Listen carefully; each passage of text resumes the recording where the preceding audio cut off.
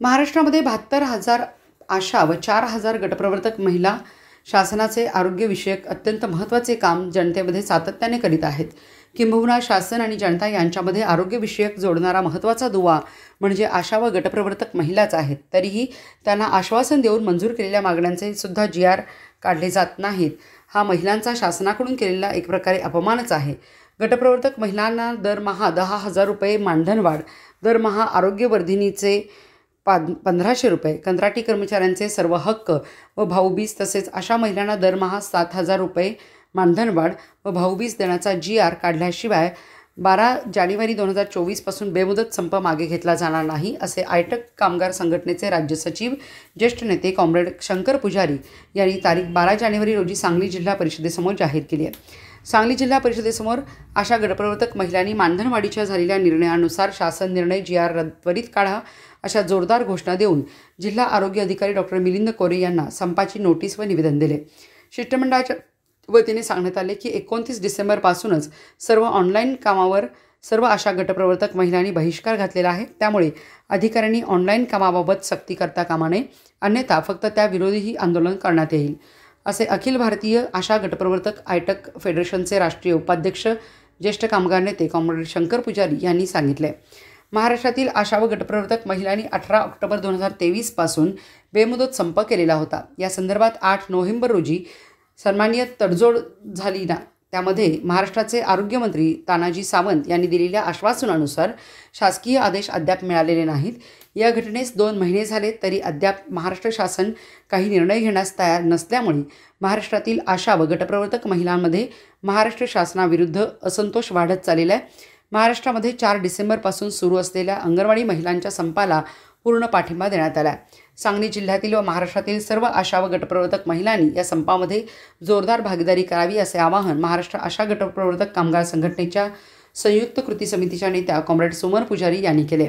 सर्व जमलेल्या आशा गटप्रवर्तक महिलांचे नेतृत्व महाराष्ट्र आशा व गटप्रवर्तक जिल्हा अध्यक्ष विद्या कांबळे, उर्मिला पाटील, विद्या पाटील, इंदिरा जाधव, सुषमा कांबळे, वैशाली घोरपडे, शोभा पाटील, दीपाली पाटील, ज्योती निचल, इंदुमती येलमर, मनीषा पाटील, सुमया मुरसाल, बेबी देशमुख, सविता पाटील इत्यादींनी केले। महाराष्ट्रातल्या 72,000 आशा आणि 4,000 गटप्रवर्तक महिलांनी दरमहा 26,000 रुपये मानधन मिळालं पाहिजे आणि सरकारी कर्मचाऱ्यांचा दर्जा मिळाला पाहिजे। यासाठी 18 ऑक्टोबरपासून बेमुदत संप केला। या संपाच्या बाबतीमध्ये 1 नोव्हेंबर रोजी महाराष्ट्राचे कामगार मंत्री श्री तानाजी सावंत यांनी कामगार संघटनांच्यावर चर्चा करून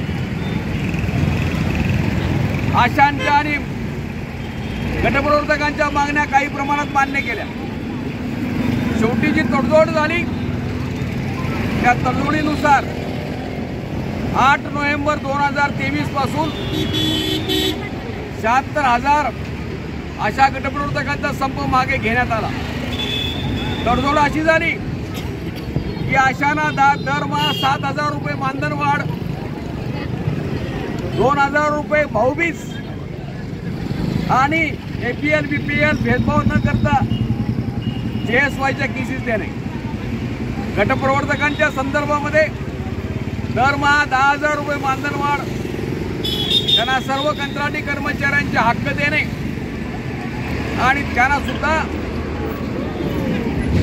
2,000 रुपये भाऊबीज केले। हे निर्णय झाले।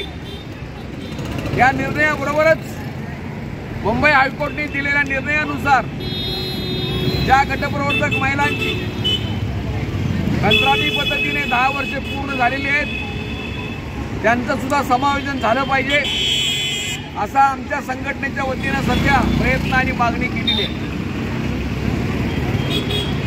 आरोग्यमंत्र्यांनी निर्णय देऊन आता 2 महिने झालेले आहेत तरी त्याचा शासकीय निर्णय अजून त्यांनी जाहीर केलेला नाही। हे अत्यंत अन्यायकारक असून महाराष्ट्रातल्या महिलांच्यावर हे आरोग्य क्षेत्रामध्ये काम करणाऱ्या सेविकांचे या शासनाचा पोटाला चिमटा काढण्याचा प्रयत्न आहे। त्यांचा आम्ही या विलंबाबद्दल धिक्कार करीत आहोत। आणि ताबडतोब त्यांनी JR काढावा, शासकीय निर्णय काढावा, अन्यथा आजपासून सुरू असलेला बेमुदत संप बेमुदत राहील आणि शासनाचा निर्णय घेईपर्यंत हा संप मागे घेतला जाणार नाही असे मी शंकर पुजारी, राज्य सचिव महाराष्ट्र आयटक कामगार संघटना आणि अखिल भारतीय आशा गटप्रवर्तक आयटक फेडरेशनचा उपाध्यक्ष आहे. तर आम्ही हा बेमुदत संप सांगलीच्या जिल्हा परिषदेसमोर आज आम्ही सगळ्या 2000 आशा गटप्रवर्तक महिलांच्या वतीने बेमुदत संप करून त्यांना या संपाची नोटीस आणि निवेदन देणार आहोत.